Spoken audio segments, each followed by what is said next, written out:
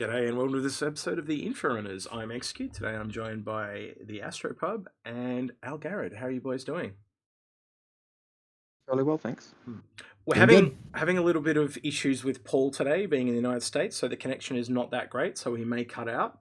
So just be aware of that. We might be a little bit lengthy and a little bit unprofessional today because of that, but I'm just letting you guys know. So this episode, we've probably, about 2 hours of discussion before we've even started recording, so it's been a bit of a long one. Yep. And this is why we all look exhausted. Yeah. It was important for us to discuss this because these are very sensitive topics. Yeah.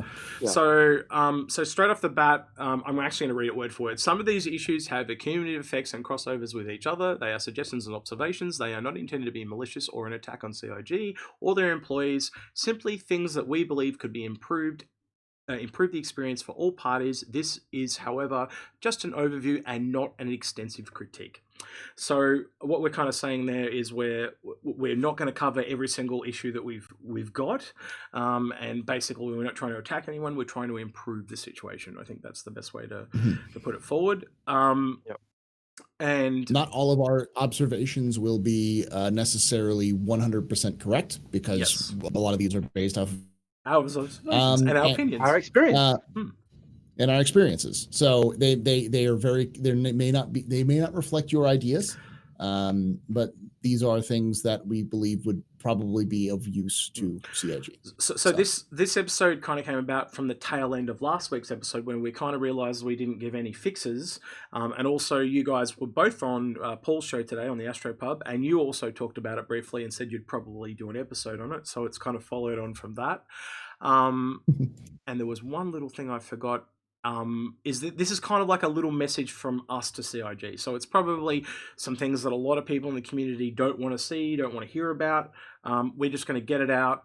We're kind of venting, I think, a little bit. We're kind of like venting, but we're also trying to send a message to CIG in hopes that they will potentially see it. So trying to give constructive criticism, I suppose, would be another way of looking at it. That's exactly right.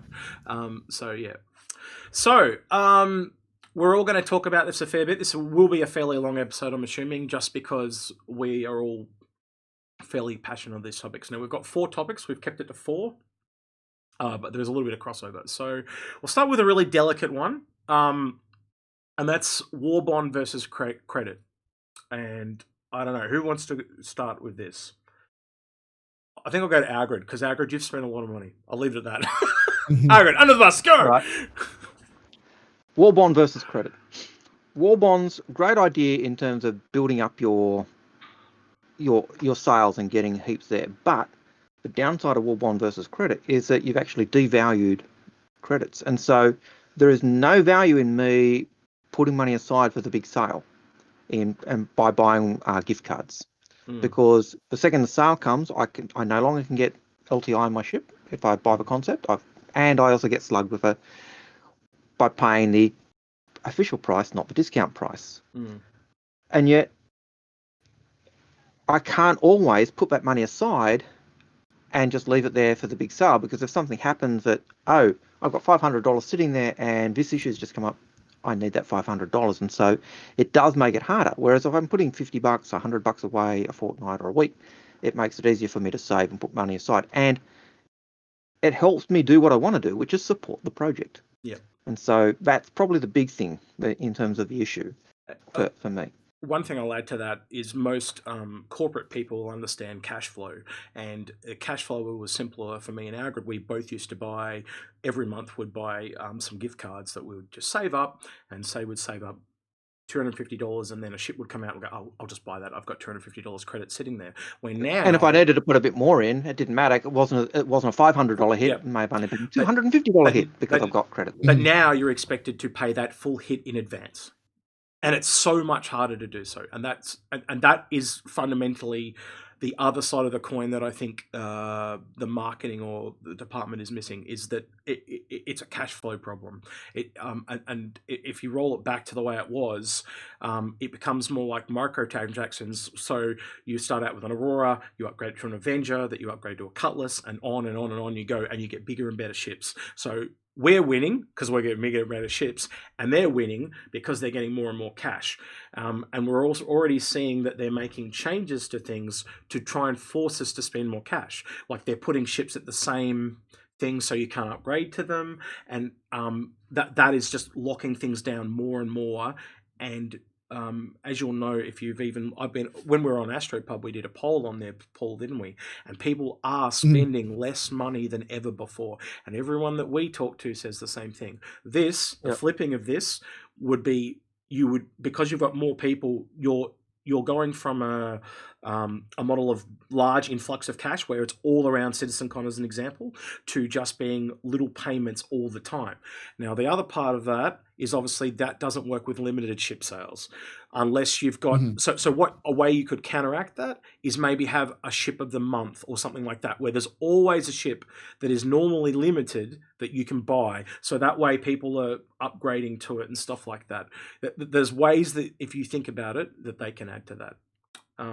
Yeah, you can schedule that too. You can put that at the very beginning of the year, saying this is our schedule for the limited ship sales leading up for the rest of the year. There you go. January and is that this, again, February is this. And that helps people plan. Okay, the scheduled ship for September is a Polaris. Right, I've got 8 months to save. That means it's going to be $750. That means I've got to put $75 aside, whatever it is a month, and that helps with People planning. save. And that's how people save for money. I do it like everyone does budgeting. That is not an unrealistic expectation. That's a real thing, because as with the gift cards, we used to just, I've got $25 spare, I'll buy a gift card, bang. I haven't bought a gift card since they brought this in, and I know you haven't, Algrid. Like, they killed the golden goose as far as I'm concerned. I think I may have bought a couple when I was making an alt account for Just a Tune. Okay, yeah. But it's not like I used to. It's certainly not like I used to. It's definitely an issue as well.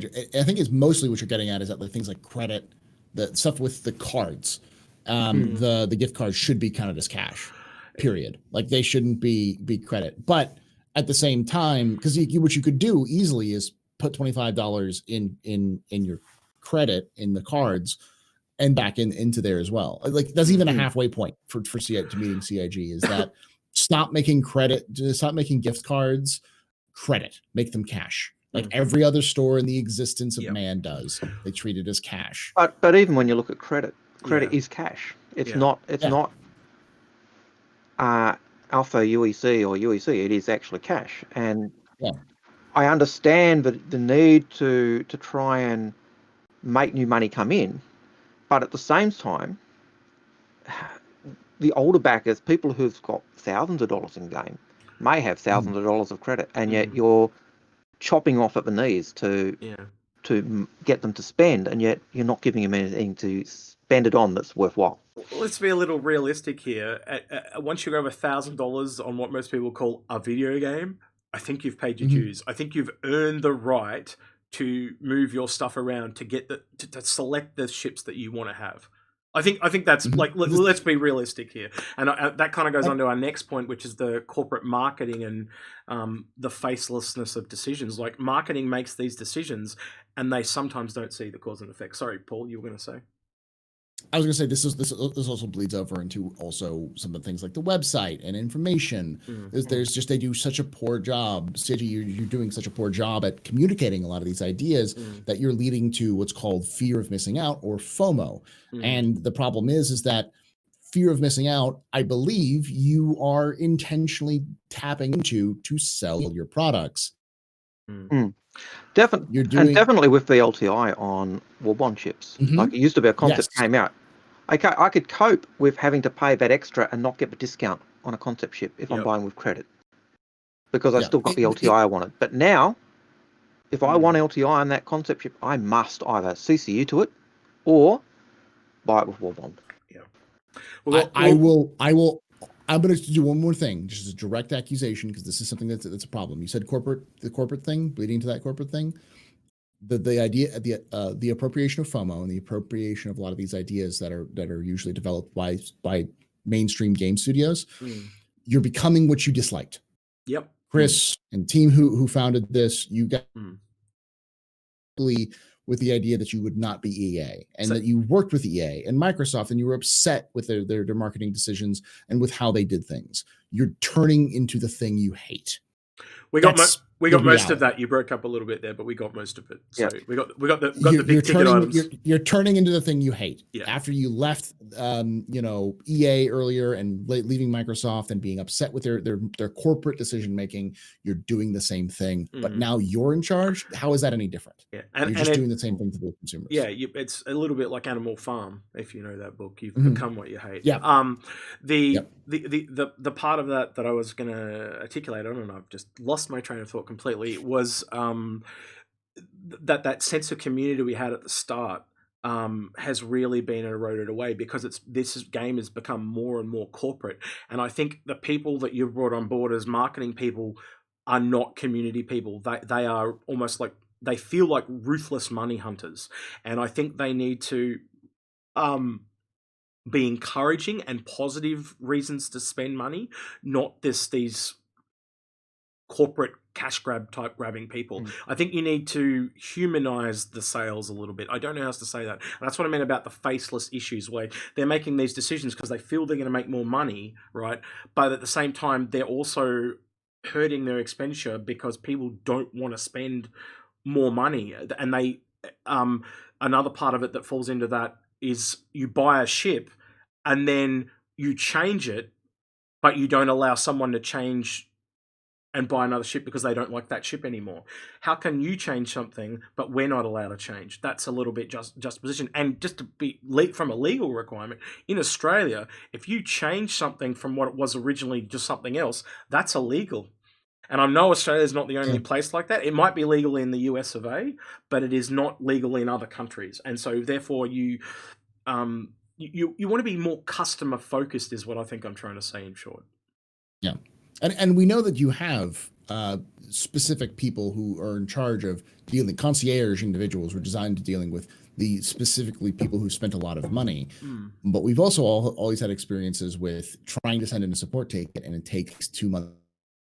And I know these people are overwhelmed. They've got a lot of jobs to do, but a lot of those jobs are being created by your own actions. Yes. Your own decisions to complicate the sales so that you can make more money feels like a confusing corporate attempt at concealing what you act very shady in this in when you're trying to do anything and put on the corporate smile of being like the best darn space sim ever around the verse.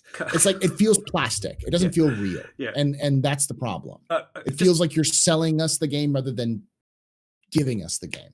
Yes. And when it comes to these sales. A little bit I'll add to that is I had a customer service experience recently where I sent one email. He could have just fixed the issue and it was done. But I had to do this back and forward dance over like 6 emails. And it was just stupid. Because I almost every time you got to play the refund card. It's like, it's just so dumb. And no offense, I feel really sad for American people that just have no help at all. And that is not a good thing, because you're going to get burned once in this game and you're never going to spend money again. That is a fact. That is not that's just how people are. If people get burned, they close their wallet. You don't want that. You want people to feel like this is a community engaged game. They're included, inclusive, not exclusive.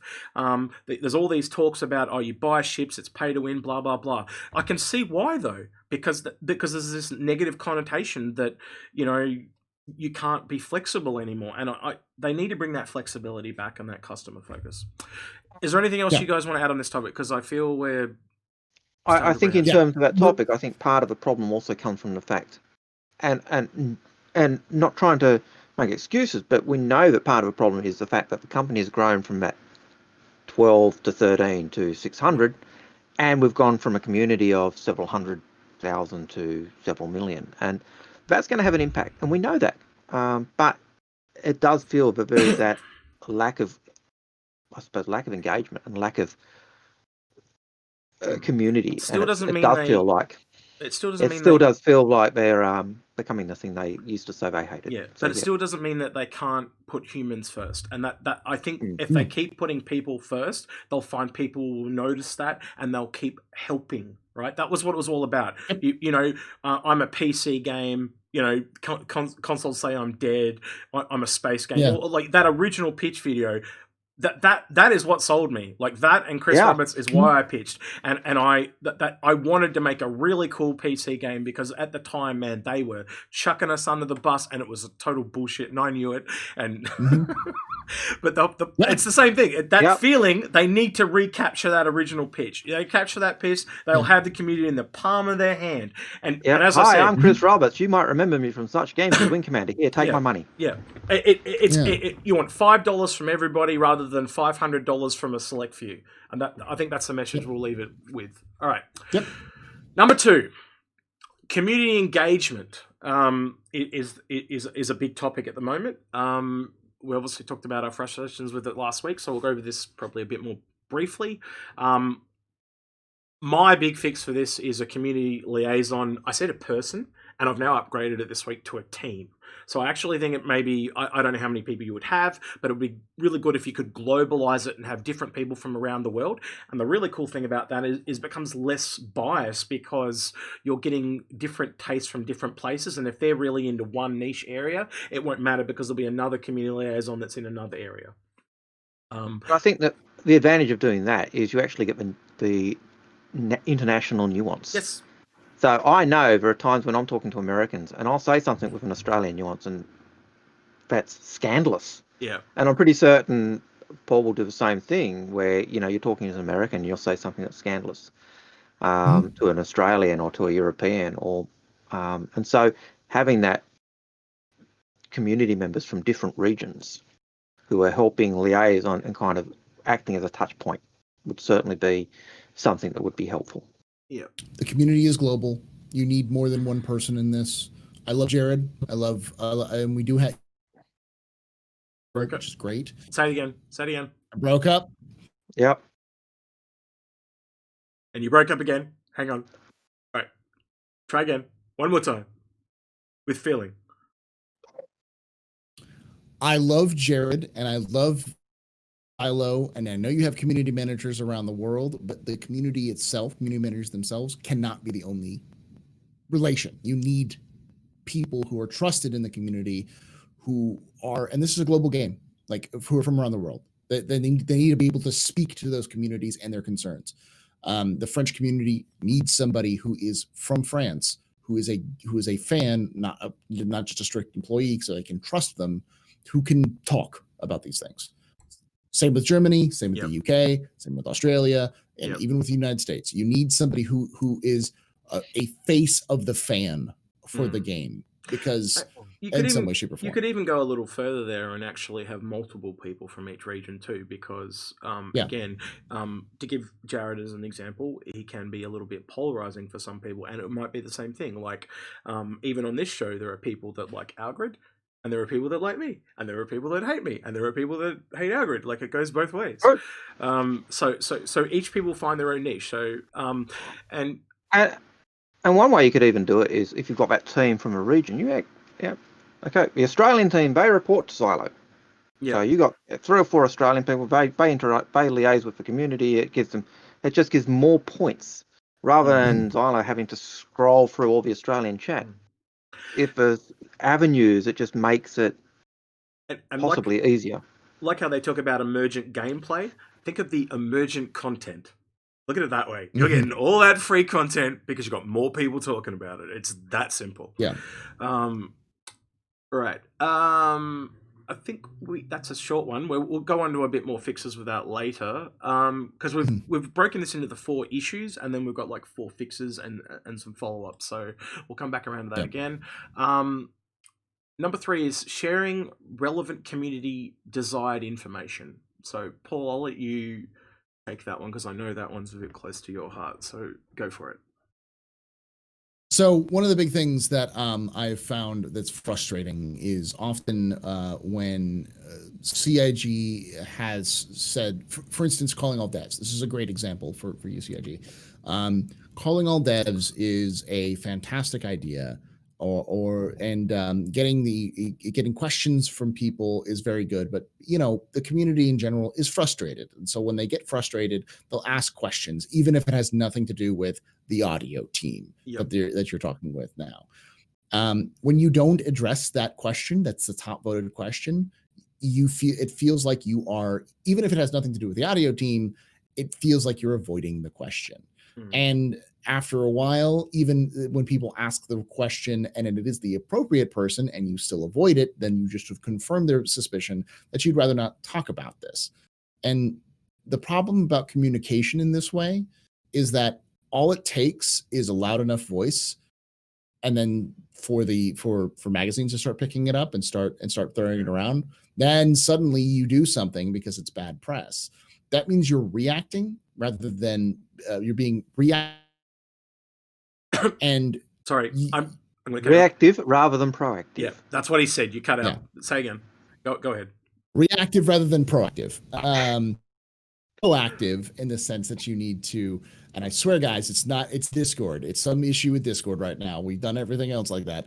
I don't know why my audio does this. You need to plan for problems. You need to start anticipating these problems before they exist. That's why community liaisons are important, because they could tell you what the community is afraid of or is worried about. But an easy thing to observe is questions like that on Spectrum that are for these events, you don't address them. A simple fix. We recognize that this question exists. This is the top voted question. It either has no purpose to our current conversations, or it is something we are looking to and we will address it later. Even if it's not, you say this is not the top voted. This is a top voted question. It's not relevant to what we're talking about, but we've slated it in for an episode later on. And then give an explanation, and even if it's relevant, just be like, this person couldn't talk about this because they don't have enough information, or we couldn't find the person to talk about this for us. You could also bring that a little bit in with the community liaison people, knowing what is the hot topic at the moment. Those people would know that, where sometimes you're too much in the game that you can't see what people want to know about the game. They'll talk about an upcoming feature. An example was they wanted to talk about the interruption system of interrupting people, but we're not super interested in that. Yeah, no one really cares. No one cares. But what Chris cares. Yeah, it is interesting, right? It is interesting, but it's a small segment, not an entire segment that we're interested in. People want to know where the levels are in Squadron 42. They want to know about the gameplay. They want to know where like what kind of weapons are there. There's a lot more options. They want to know about the game. They don't necessarily want to know about the cinematics. And that's the same thing goes with people want to. It took us 6 months to get any information on server side OCS. And iCache has been drip fed from piece to piece. You should have addressed this back in March. You guys have meetings in January and February about directions. You should be slamming the community in between February and March with all the information that you have. And even if it's just saying, we're working on it. We're aware you guys are after acknowledge it. We're working on getting just acknowledge it and you have to acknowledge it in multiple places, because as a teacher and Algrid will back this up. Not everyone consumes media or will learn in the same way. We all have different learning styles. Some of us are more auditory, some are more visual. And so approaching it in different moments and repeating it is how you get that information out there. If I want my students to remember something, I repeat it a dozen times at least. It's just, hey guys, remember, do this, remember. And it's eventually they do it, but they remember. Again, community liaison people there repeating that as well. I just keep saying it. Yeah, sorry. As we said at the very beginning, a lot of these are going to be connected. Yes. That's the problem. A good example for this is Squadron 42's gameplay. I know that Squadron 42's gameplay is to Star Citizen, and that Star Citizen. You broke up. Play. Say again. Star Citizen, Squadron 42 share a lot of gameplay. And when I know this because Sean Tracy has said this. He said this on a video. I think back in May, I believe, maybe before that, a little bit before that, but earlier this year. He said that until Xylo referenced it. Say again. Until Xylo referenced it. No, before that. No one referenced it. He said it back in earlier this year. So this is the repeating part that we're going to be doing, CIG. Yeah. He said it earlier this year, and no one's referenced it until Xylo referenced it in his post about why they had to do the roadmap for the roadmap. Yep. And this is a problem because I remembered it, but I only remembered it after Xylo mentioned it. And I was like, oh, right, he did say that. And I kind of always had that in my mind. But even still, nobody says that. People say, I want to know more about the gameplay of Squadron 42, even though they've said that. And so in CIG's mind, they're saying, well, yeah, we've already told you that information. We forget. There's so much to digest. And I think that's the problem we find with our students. You know, they've got so many subjects, they just don't get it all. And so you just got to keep repeating it. And you have to repeat it, and you have to nail it in there. You have to figure out, and that's why, again, those community liaisons are important, because they will tell you what the community does and doesn't remember. Another additive to that is you also can cut people off the knees that go back to like 2011 and grab stuff and try and use that against you from way back. You promised this way back here, but then if there's an update to it, we can go, well, no, there's a rebuttal. We've updated that. Yeah, we've changed that and modified that, but that goes with other information as well. But doing those, having that, I've just forgot my train of thought. I've just on blank. It's late. Clearly, it's time we're getting tired. Yeah. So the last thing that we've got to talk about, and I'll make this one quick because we're going to go on to fixes, is improving the website experience. And the other part that you're not going to want to hear is that Spectrum is a joke. It really is. It is. And I think you said it best when you were talking about Moist Noodle and Dark Law. Do you want to talk about that again? Because I think that was really pointed. So it has been for many content creators. Moist Noodle is one of them, and I believe Dark Law does this as well. But there's many content creators who live stream Star Citizen, who make an entire section of their videos, of their live stream section, essentially ripping on posts on Spectrum, just absolutely memeing and making fun of people who post stuff on Spectrum. This would get them banned on Spectrum, but they don't care because they don't go to Spectrum, because nobody takes it seriously. Because Spectrum on Spectrum, anyone who tries to discuss anything on Spectrum is going to they feel like they're going to get banned if they bring up any points, or they're going to have to fight a bunch of people who are vehemently defending the game from an attack that we're not giving. We're simply giving feedback. And unfortunately, it seems like the moderators are also adding to this problem, where they're very defensive with the game. And again, you can't critique and discuss, can you, on Spectrum? There's no negative discussion. And this is, of course, going back to the introduction, we're not attacking the moderators. We're not saying the moderators should be fired and they're bad. What we're saying is that allow it to happen. There is a problem, at least conceptually, that this is an issue that is not being. I suppose when we find out that the only way that you take feedback is by looking at Spectrum, and you rarely look at other sources, and then it becomes a problem for us as content creators and as fans of the game, because we don't go on Spectrum. Because Spectrum is acidic. It's like Twitter and the echo chamber problem. It's a self-fulfilling prophecy. If you want to have an answer to something, you go there and it'll give you the answer that you want. I know, like Chris has talked in the past about going to Reddit, but Reddit has become a lot like Spectrum too. Like I used to go to Reddit every day. I haven't been to Reddit in years now, because that those people eventually learned no one was going to Spectrum, so they went to Reddit. And now nobody goes to Reddit either, because a lot less people go to Reddit than used to go there.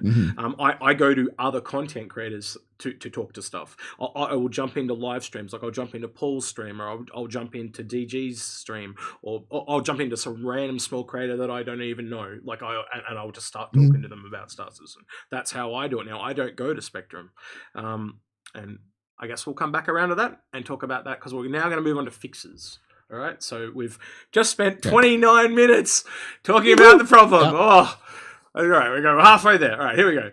All right, so fixes. Right, number one, and I'll let Algrid call this one, because I think you came up with this one. Number one, make credits great again. Yeah, I'll put on my little red hat. Yeah, make credits great again, and I think the key there is just to. I know you want to. There's part of it saying you want to get the new money in. I know that you need to keep the lights on. Yep. But you don't want to devalue the credits of your older backers. And unfortunately, that's part of it, isn't it? It's your older backers that got these credits and can't upgrade their ships, especially those with packages. Upgrading packages is a nightmare. Yep. There's a whole host of things, but making credits great again, so they at least will give you LTI on those concept ships. Would at least go a great way into alleviating that sense of the great devaluing. You could sit here and rattle off all the issues with it, but I think the overarching thing is the perception of the problem. It looks like a money grab. It looks bad. It looks corporate. It does not look customer friendly focused. The fact that you change things after you've said, but you won't let people change the ship. So a really good example, I can pick of at least 10 different ships that have changed drastically. But in one patch, a ship will be really good. In the next patch, it will be really bad. Now, I know from gameplay reasons, the reason you're nerfing that is just so you can move on and come back and balance it later. But the customer doesn't know that. They see that you've taken what they brought and they paid for and made it shit. Right? That's the perception versus reality. Right? So the perception at the moment is that you are turning into cash grabbing overlords, where you used to be really friendly and customer focused. You need to go back to that. That's what CIG needs to go back to. And I think the easiest. Go ahead. I would say the easiest fix, and this is something that it's not new, is something that we came up with. It's something that has been discussed and debated for years at the. Oh, say again. You broke up. Oh, you're still silent. Years. Oh, now try again. Say all that again. About 10 seconds. It's been debated for literal years here. This concept, LTI needs to. That's what it is. LTI needs to die. Oh, sorry. Oh, yeah. Do you want it to die, or do you want it so that if you spend money, you just get it on all ships? I personally think it should have been on any ship that you There's bought. two camps, because there's this camp that there should be no LTI, and then there's this camp that if you spend money, you should get LTI. And my fix for that camp. is They're you the just same camp. So what LTI is to me, or what LTI should be, is it does cover a ship, but if you pay money to get your in-game money to get your ship back, right? It's almost like it's and you know how you can expedite it, right? You can do that. So LTI would be an extreme non-expedited version of that. So it might take, I don't know, pick something like say a constellation. It might take 2 weeks real world time before you can get that ship back. So you won't lose it completely, but it just takes a really long time to get it back for free. So it's a third layer. So you've got normal and then expedited. It would be behind normal, and that would fix the entire problem. Because you're going to get ship back, but it's going to take 2 bloody weeks because you stuffed up and didn't pay for insurance. That to me is how, and just make it so every ship gets LTI, and problem solved as far as I'm concerned. If you remove the LTI as a means of selling ships, and I know you do it, and I know it's tempting, but people will buy the ships anyways. If you give it, because it's the number one question that everyone gets in live streams. It's the number one question that almost everyone asks who's new is what is insurance, and do I lose my ship? Nobody wants to lose their ship if they pay money.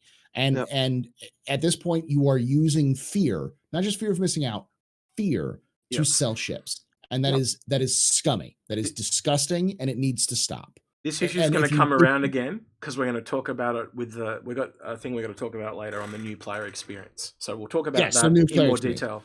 I know, but this goes directly into the. There's so much crossover. That's the thing. It's like you can see that all these issues have just accumulated, and it's gone from one to another and across again, and they're all intertwined. But I just very briefly on that LTI, I actually think anything we spend money on, whether it's credits, whether it's gift cards, whether it's cash, should be LTI. Chris has said that. Get rid of the other crap. Just say LTI on that. And if you buy it in game with UEC, then it doesn't have LTI. Then you've got to pay your insurance. And if you lose your ship, you lose the ship. But All right. So the next one, which if you've been trying to keep it, is community engagement. So we've got a couple of different things here. So I think the first one we'll talk about is, I'm actually going to change it in the notes. So we're going to talk about the community liaison people again. So we talked about multiple roles. The other thing we're going to add into that is they're not restricted. So if they need to pass information on to someone in CIG, they can, like, for example, I'm just going to pick someone like Todd Pappy says something stupid. That community liaison has access to an email, so he can email Todd Pappy and say, you might want to have a look at these issues that you've brought up. Can you answer this and get back to the community? Can you go to Chris? Can you go to Sandy? They need that power and not have a threat of that they're going to lose their job because they said the wrong thing. Is it, do you guys kind of agree they would need to have that... they need to be flexible and not bury their head. I know you use that term, not bury their head in the sand or not be silent. And the issue you gave a similar issue. Do you want to talk about the thing with Xylo? I remember you brought that up earlier. He buried his head in the sand. You were saying this year. So this is, I like Xylo. Yep. Okay, he's a friend of mine. Just outside of streaming and outside of content creation, he's a friend. He's I know him personally.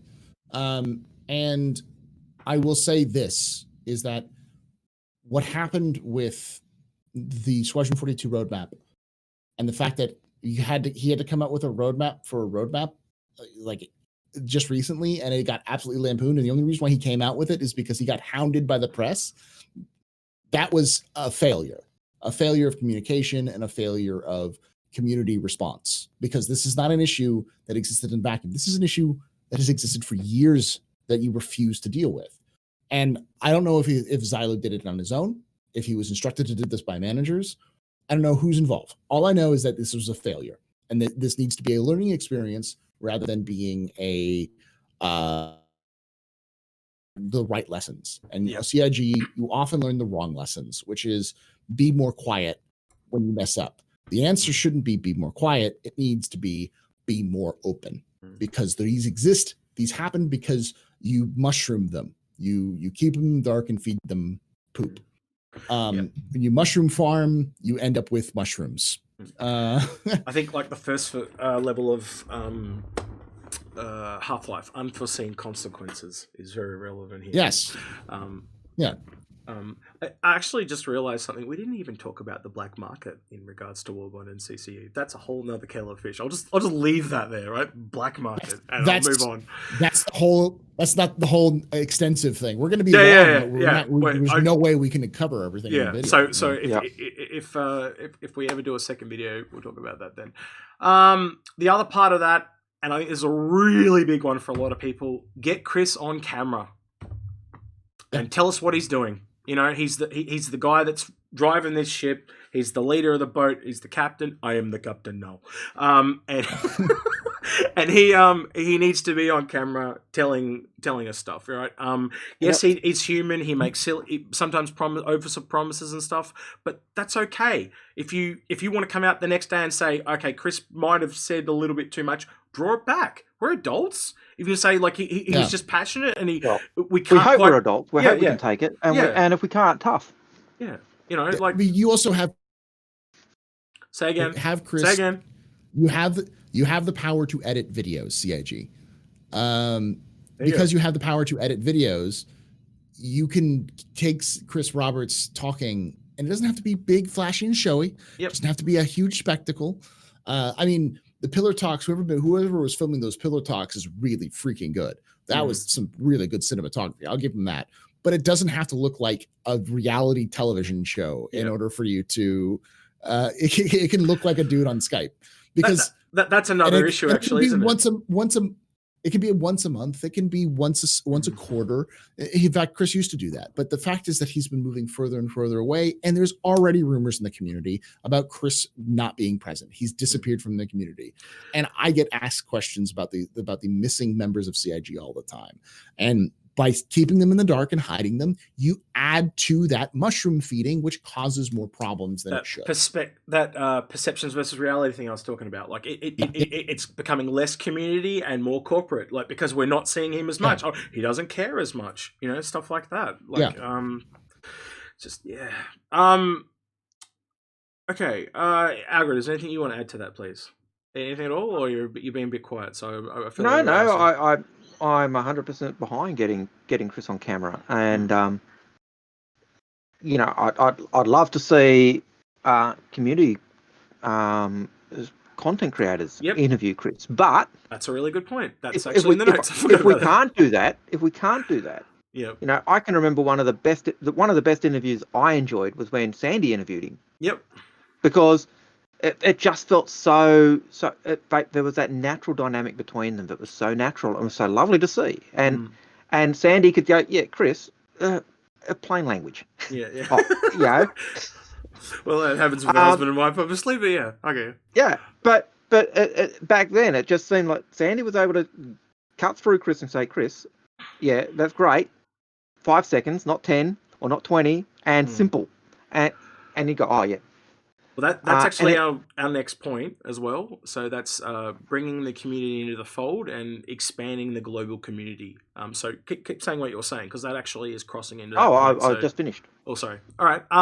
So a part of that, like you were saying about bringing other hosts in, or community hosts, like it's like we said before about Mr. Disco Lando or Jared Huckabee. He is loved or hated. He's a bit polarizing, and nobody is going to be the everyman for Star Citizen. It's just not possible.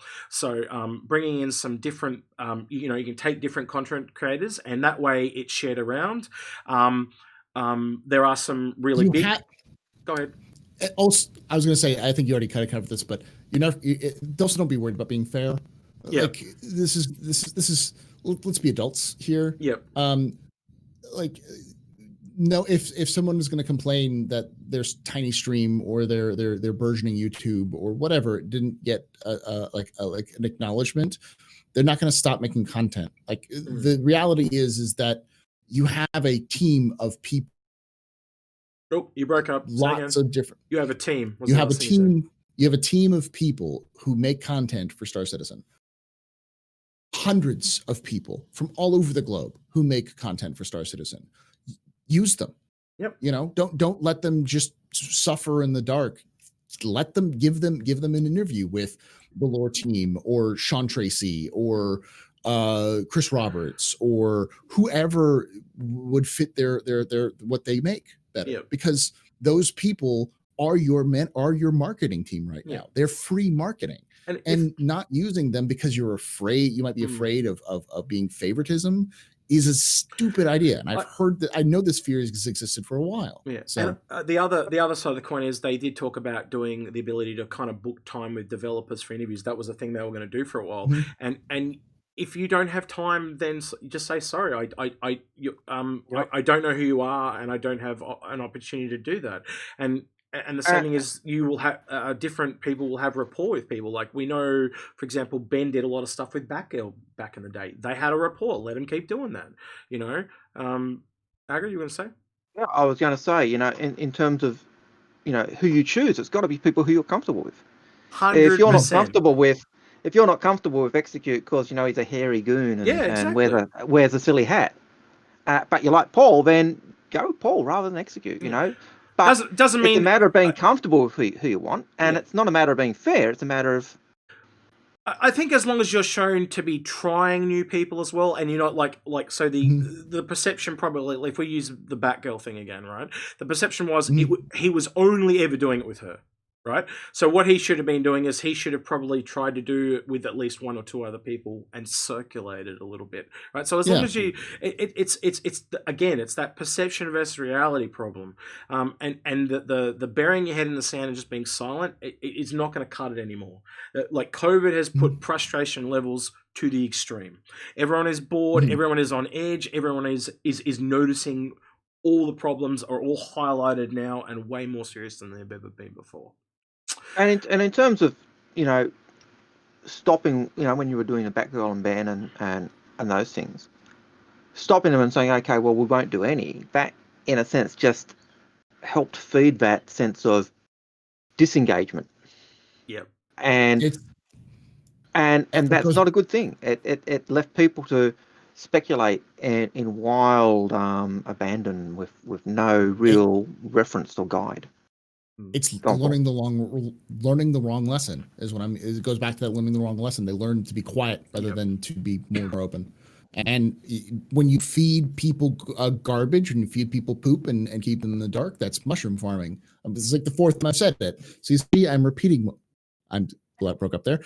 CIG, I'm repeating myself so I can make sure you understand what I'm saying. Yeah. So I'm repeating it over. Stop mushroom farming. Start being more open.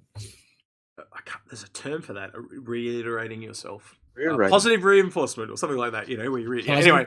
Yeah. So the other note we've got here is spending some of that money on actual hosts around the world. We know from 2018 you got like, what was it, $3.8 million, so that's only gone up last year and this year. Take that money and get some hosts. And I think the real key thing that I would also say is don't spend it on production quality. Man, we're happy to have 4 people in a Skype call. It's the information that we are after, not pretty pictures and that I can see every zit on the end of Disco Lando's nose or whatever. I'm just giving an extreme example. But you get what I'm trying to say. Here's an example. People will analyze, people will analyze your whiteboard footage, your grainy whiteboard footage for information. That's how starved they are of information. Say is going to be analyzed. Every word you say is going to be analyzed. That's the problem. And you know this. Just be more open. It's really not that difficult. I'll give you isn't. I'll give you like a pink elephant thing in the room with Star Citizen Leaks. Yeah. We don't have cameras. We just have audio, and we have streams where 1,000 people are logging in and watching us live just to see that content. There is a demand for information. And the only reason, as like you might see SC Leaks is kind of evil or the bad boys because they're leaking your shit, but there's a demand there. You're not meeting the demand, and that is very simply what it is. And that goes back to the idea of providing the information that the community desires to hear. You provide great information, and you are being open. As a game developer, we get more information than most games. Like we've got the Cyberpunk game coming out. Yep. I've seen 1 or 2 kind of promos for it and nothing else. The Nightwire stuff. Yeah. Now we've seen oodles and piles and piles of stuff over the years from Star Citizen. And hey, this is what we're working on in terms of throwing stuff, and this is what we're working on in terms of shooting. And sometimes that's stuff we want to know, but then for questions that everyone's asking, if it's stuff that gets delayed and nothing gets heard about. Things like, where's Chris? Well, get him on camera. Get him talking about the things that he's doing or the frustrations he's got or whatever it is. But just get him on camera, talking to the community and saying, this is what we're up to. This is where I'm at. This is... To add it again to what you're saying, a community liaison team will allow you to know what are those things that people want to hear about. I don't think you actually have a tool to kind of get feedback at the moment. Your tool for feedback is Spectrum, and Spectrum is broken.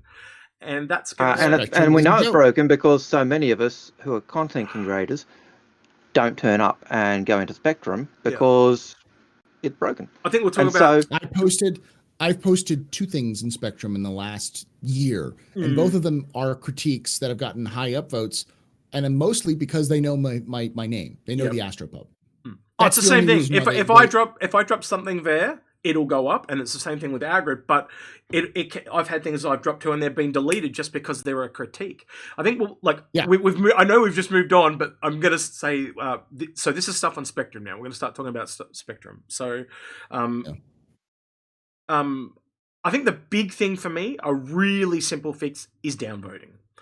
If you, a real simple thing, an example of it is if you get something into a post on, say they have that we have 10 questions thing about this, the first post they get in there, they naturally go to the top, and there's no way to get them down. There's no way to go, that is a stupid question. So it's an echo chamber. It only goes up and up and up and up. And because it's at the top, people don't scroll down to get to the bottom, so it's only ever going to go up and up and up. So it's dumb. It's broken. It don't work. So if I can come in later and go, I don't agree, at least then things can be brought to even. So you can go, oh, this one that was posted, 3 days later, Oh, that actually, yeah, I actually agree with that now. I look at it and I can take my upvote and remove it from that. And do you know what I mean? So you get a more accurate, like if you're going to leave it for 10 days, you're going to get a more accurate representation of the questions that people actually want answered. But if there's a downvote as well, you've also got that ability to see, okay, there's people who like this, but I've also got a significant number who are really not really in favour of this one. And so you can say, look, this one may have been the top voted vote. It had 250,000 votes, and this one had, but it also had 200,000 negative votes. The next one, which we're going to deal with, only had positive votes. So not saying it's a bad choice. It's just saying. Well, it's more accurate. The good ones will get to the top because as soon as you do a downvote, it cancels an upvote. So, like it's more accurate. The stuff we actually answered will get to the top. Not this again, and that's a globalization thing because a lot of these posts come out at American time. So basically, whoever's and the people that are on Spectrum are the loud minority. It fixes that echo chamber loud minority issue because you can actually come in after the fact. I guarantee if you put downvoting in Spectrum, more people are going to come to Spectrum. It'll fix so many issues. It is ridiculous. And then I think the second thing for Spectrum is mods need to allow negative or critiques to happen. You have to let those discussions play out. Whether you think it looks bad or good or whatever, it needs to play out because you need to be able to critique things. You need to be able to vent your frustration. And that's not saying that you allow. Sorry, go on. Just like loosen the reins a little bit. Don't be so worried about critique because in the end, the more you lock down on information, the more you lock down on your forums, the worse you look. And perception you feed right into the negativity. Perception versus reality again. Like we're repeating the same things, but that's because it's all connected. Yeah. And I think part of that is by saying loosen the reins and accept critique. That's not saying when people are, using insults and other things and that you accept that. That's not on. A critique is where you're looking at it and saying this is a problem.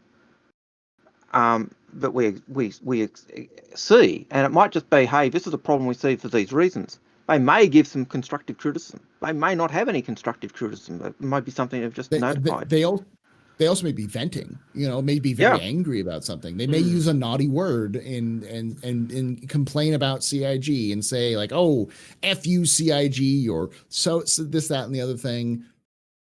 Let it be. Okay. Yeah. Like a lot of people need that space.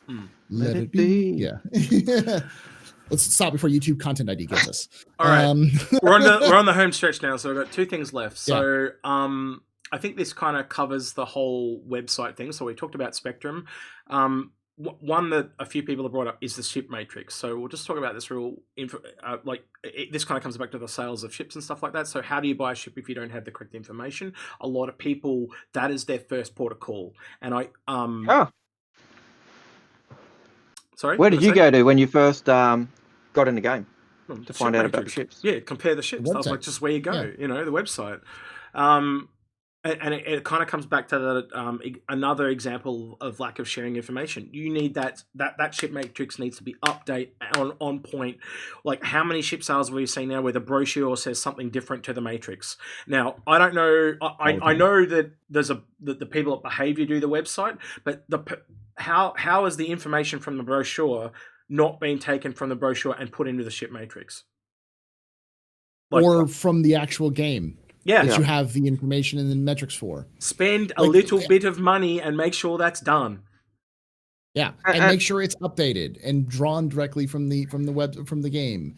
Like you've talked about this, they have talked about this for 3 years. CIG has talked about this and it's still broken. And it's unacceptable. Yeah. You've made for $500,000 or $500,000. Almost what are we at now? 300 million. Yeah, too much. You've made too much. No, almost $500 million. Yeah. No, they have a lot of money, and this is the best year they've had in terms of funding. Yeah. Like at a certain point, people will lose their patience, and I'm losing my patience with a lot of these issues because they've existed for years They- and not been addressed. They must have the data on that too, like old players versus new and all that stuff. So can you guys see that old players are not spending money, they're spending less, stuff like that? You need to look into this data and see if what we're saying is correct. But because our perception from the outside is like everyone we know that have been here for ages is just not spending. So check what we're saying. I think I'll just add that into this little section. I know that when I started the game, I trolled over the matrix. I looked at the ships that best suited what I was after. One was the Andromeda, and the other was the Aurora. Aurora is my personal driver because, hey, that means the parts are interchangeable because that's what the brochure said. Yep. Oh, silly me, you know. Yes, I can put my Aurora parts in my Constellation, but the Constellation will be useless with size 1. Yeah. But, you know, it was I didn't know better. And then I find that the information about the Constellation is wrong. And, you know, even the role that it was originally sold at is not the role it is now. It's just a glorified freighter. It's not that space superiority ship. Don't be scared. The information is wrong. It's. Oh, sorry, I was going to say, don't be scared if something's promised to roll it back. But you need to give people the flexibility to change. You know, if they brought it on that promise, you need to go, right, okay, well, that's the whole war bond thing. Be able to move stuff around as well. See how they're all interconnected, these problems? I loved what you did when the Cutlass, you know, when you had the Cutlass and it was the wallowing sow that wasn't the fast, agile fighter. And you said, hey, yeah, but that's because we're making the Cutlass more in line with what it's supposed to be, i.e. a freighter. And you said, yeah, because it's not that, we're making the Buccaneer. And if you want to go to the Buccaneer, there's a free upgrade. Boom, straight across. I love the way you did that. May not have been perfect, but it was at least gave that sense of caring. All right.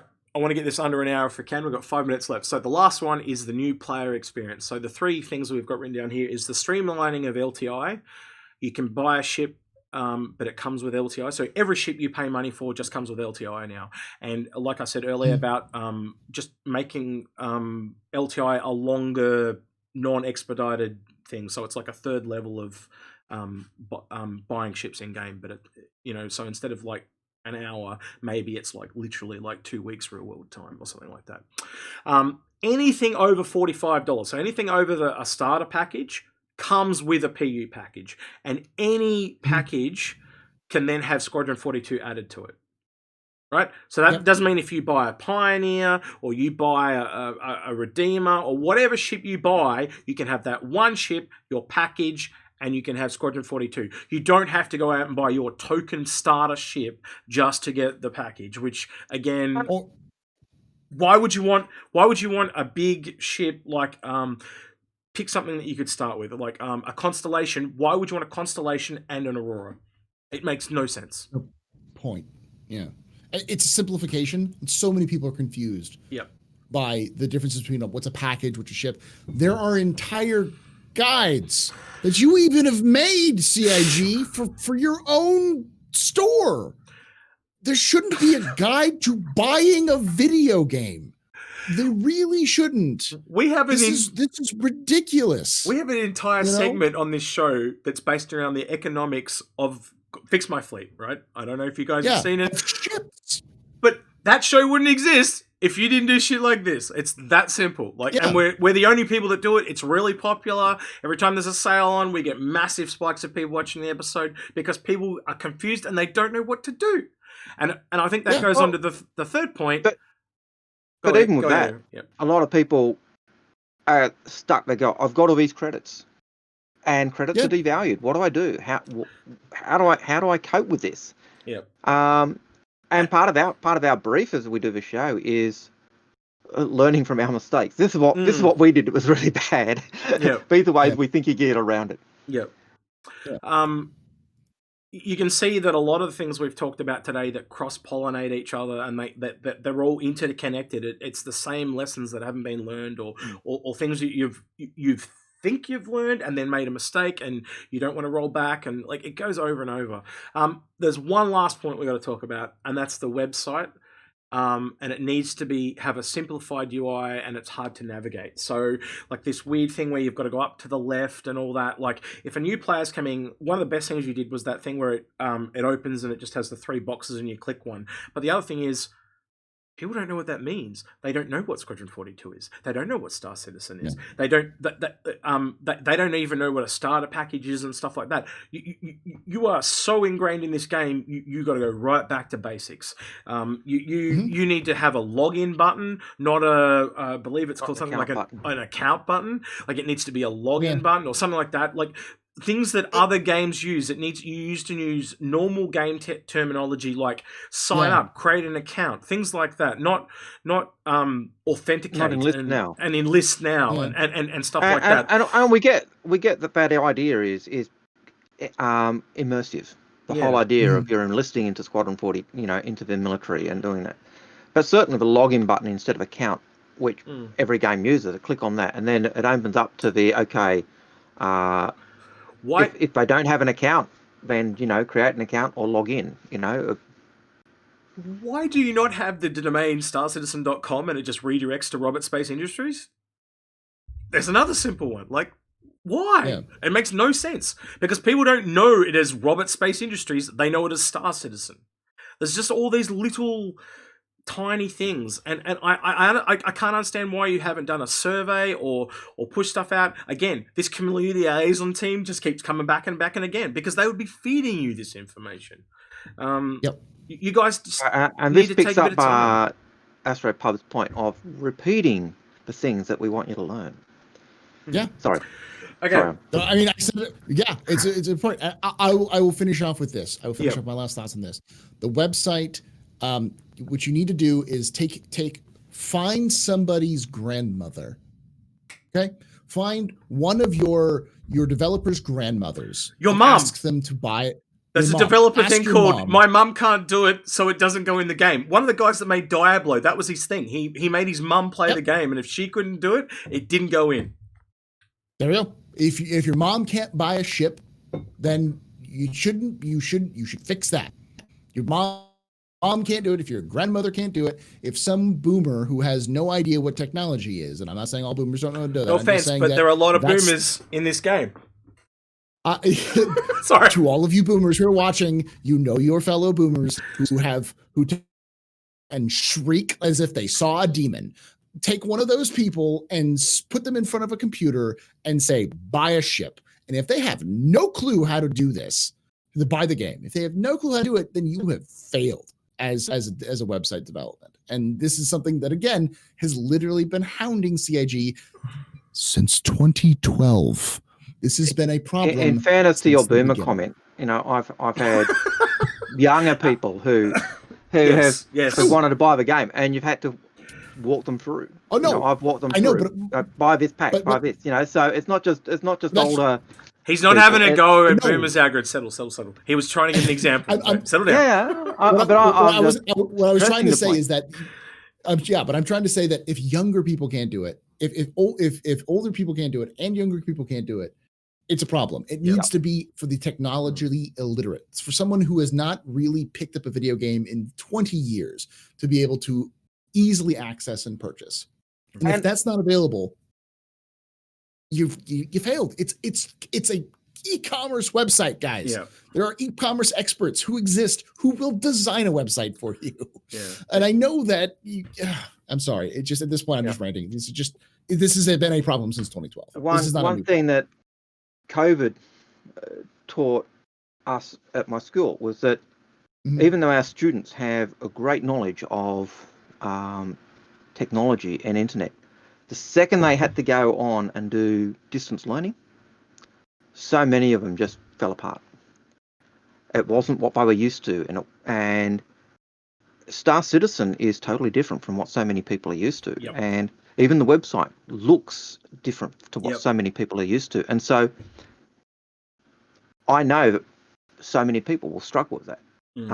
We probably don't, because we've been doing it for years now. And this game has only got to where it is because people figured out how to do it and told their friends. That's it in a nutshell. Mm-hmm. And that random dude that doesn't have any friends, I don't think he'd even touch Star Citizen because it's just too complicated. And the problem is you want that random dude to buy the game. You want the dude who is a COD bro, who only plays Blizzard games. The dude who who's obsessed with Final Fantasy, you want those kind of people in your game because CIG is looking to make a game for just about everybody. And if you can't make a website that can do that, you're limiting your pool. We're repeating ourselves again. So you can see how all these things connect. This is the longest Inforunners episode we've ever done. To the 4 people that made it to the end, made it to the end, well done. I'm pretty sure everyone else checked out like 50 minutes ago. But if anyone at CIG sees this, But if anyone at CIG sees this, please know this was not an attack. This is a critique. We're trying to give you some positive reinforcement feedback or negative feedback, as I've heard it been called as well. Just so you can take that. And I know negative feedback is a very big thing from my time in game development, and so I'm hoping you guys can take that on board. And please know I love this game. I just want to see you succeed in every way possible.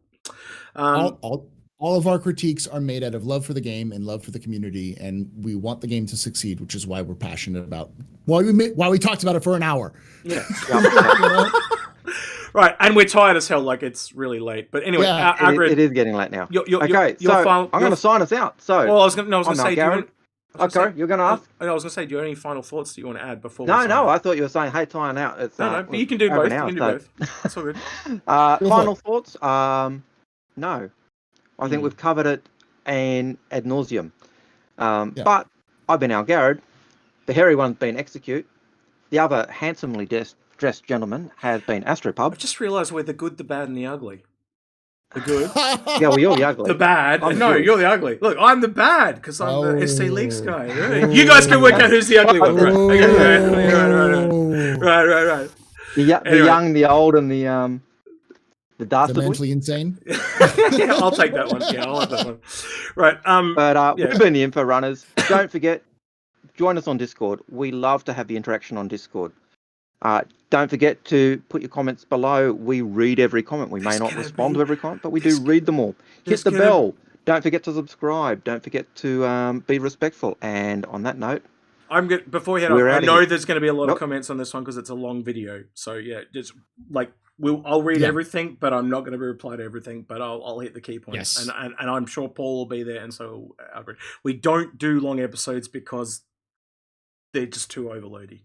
Anyway. As he said, we're out of here. Take care. God bless and be well.